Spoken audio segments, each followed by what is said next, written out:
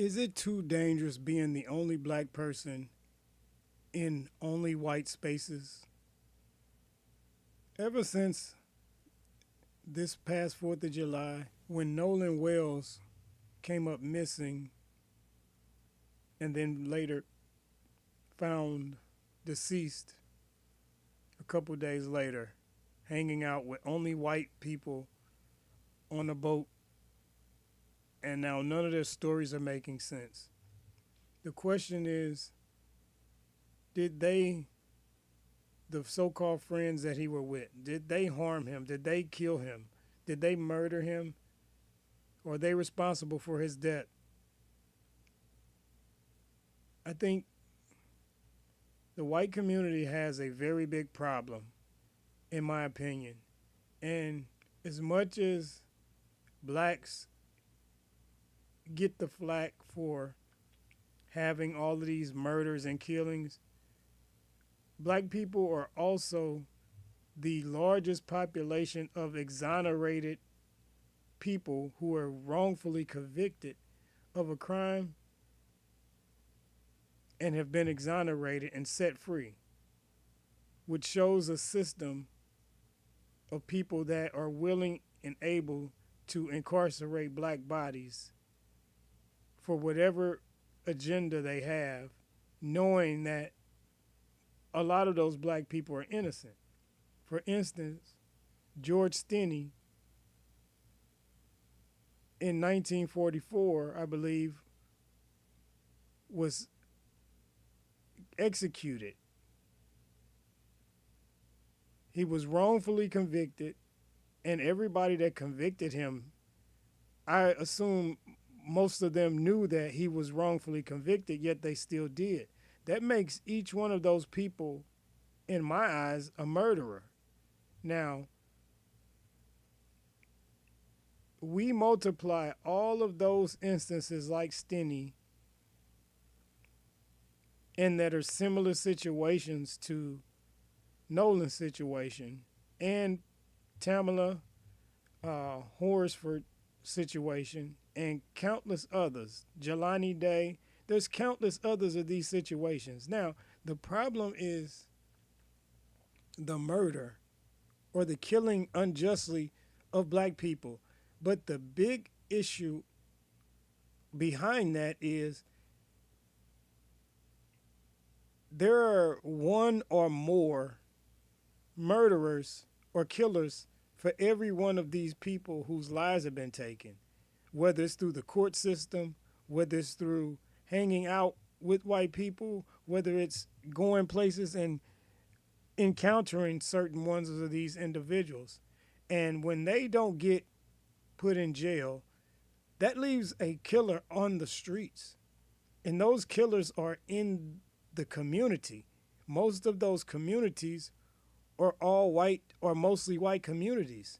So when you have towns like sundown towns, when you had the bloody summer, a lot of these people, for some reason, people tend to think that a lot of these people that did lynchings and all these things, there's studies that have lynchings. That there's this one study from the EJI where they studied from the late 1800s up to 1950, and they have studied over 4,000 lynchings. So in 1950, if you were 20 to 25 years old in 1950, let's say you were 20 years old in 1950. Right now, those people would be about 95, 96 years old. So that's a lot of people's grandparents and some people's great grandparents that are still alive, mind you. There are many people who are right now over 100 years old and older. There are thousands of them that come from those times that witnessed lynchings, that went to picnics where there were lynchings being had and then they were being put on postcards. If you commit a crime, there's no statutory limit on murder. Also, if you commit a crime or if you engage in a crime with other people, there's a conspiracy. And if you're in attendance if you're there when the crime occurs, if you assist in any way, even covering up the crime, you become a part of that crime. So you're part of a murder. So those people that did those unjust lynchings to black people all of those times, even up to the 50s, and there's many of them that are even recently, but let's give it up to the 50s, to the 40s, 50s, and 60s. Those people, some of those people are still alive. They're living in communities. So there are many communities of Caucasian people that have, especially in sundown towns, that have multiple murderers living in the town. Multiple murderers. Multiple killers living in these communities. So when black people go with their so-called white friends and they're the token black or the only black, and then they don't come back home, it's understandable because this is what their parents and their grandparents and their great-grandparents were doing to black people over the years. So this is nothing new. So when these things happen, there are these families of people who have been getting away generation after generation with killing black people. And it's a sick thing, but it's a true thing. I, for the life of me, cannot understand how someone could sleep at night knowing that they have killed unjustly, which is murder, someone. And because it's a black person, then it's deemed to be okay if a white person does it. But it's unjust. It's unjust. But I just had this inkling, and while going through this Nolan Wells, all this information, and it dawned on me, like, how many times over the years we've all heard of similar stories to this, to the point where we're saying, some of us are saying that the parents should know better than to send their black child with these white kids because they're not safe. And why is it that in these so-called safe communities, nothing bad ever happens to around here? These are great communities. These are good neighborhoods. Why is it that when black kids go to these neighborhoods, they're not so great? What's the difference between being in somewhere like, white people like to say, Chicago?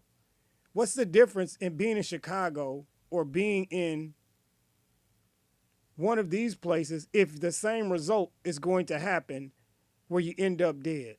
What difference would it make? To me, that's the same type of community.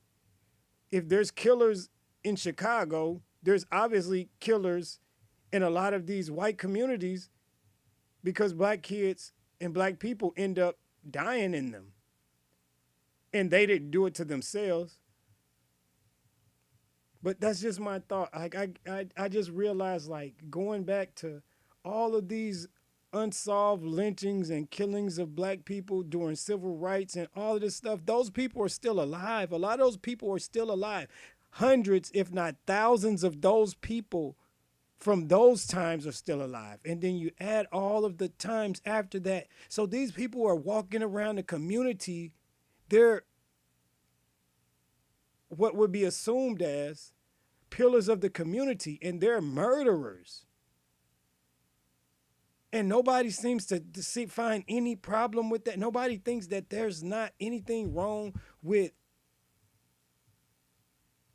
all of these people taking part in murders and not being in jail. You should be, I would, in a neighborhood like that, I would keep my doors locked.